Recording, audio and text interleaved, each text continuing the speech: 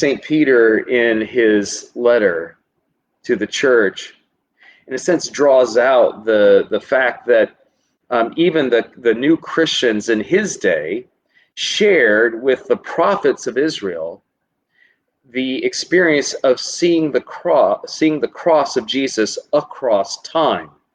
The difference is that the prophets anticipated the cross, in the sense they saw the Messiah into the future, and it was something that had not yet happened.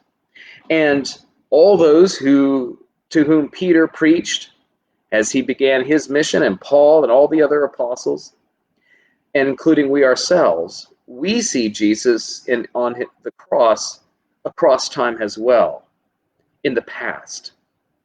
So both we and the prophets come at the cross of Jesus Messiah at the point at which God enacts his forever plan for the redemption of humanity across time, and for us across space as well.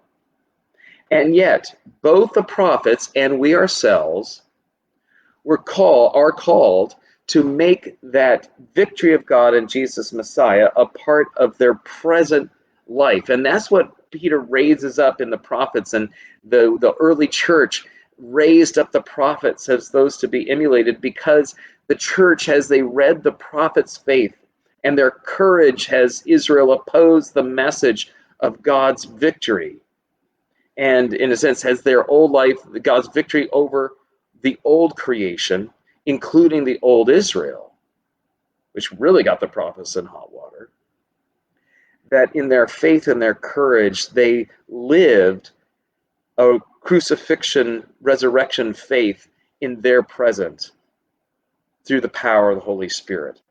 And so we, where that event has happened in the past, we are called to bring that into our present, to make it something that is shapes our life here and now, that fills us with the courage that comes from the discipline. As Peter says, discipline yourselves, train your minds, think in a Christianly way, think through the lens of the cross, stand on the ground won for you by Jesus's love. Stand on that ground. We and the prophets climb that hill to the ground given to us by the cross from two different directions, but we're both called to stand on that.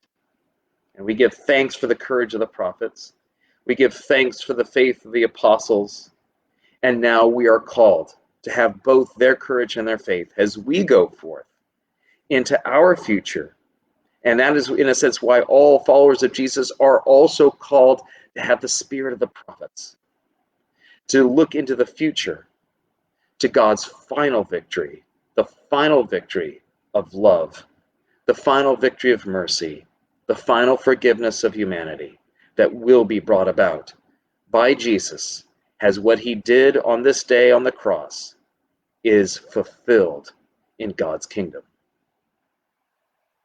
A reading from Peter's first letter.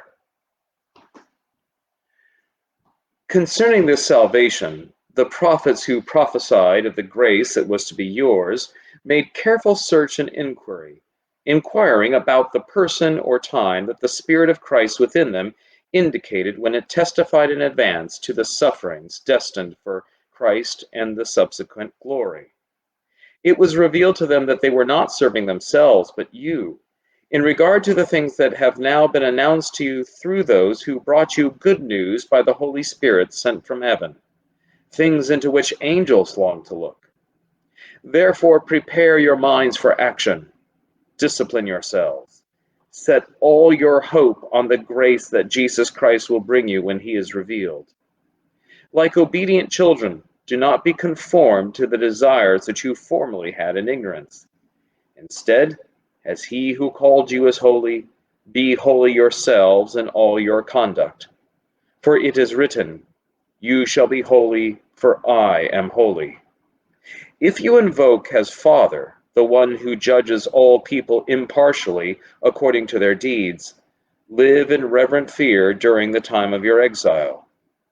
You know that you were ransomed from the futile ways inherited from your ancestors, not with perishable things like silver or gold, but with the precious blood of Christ, like that of a lamb without defect or blemish. He was destined before the foundation of the world, but was revealed at the end of the ages for your sake. The word of the Lord. Thanks be to God.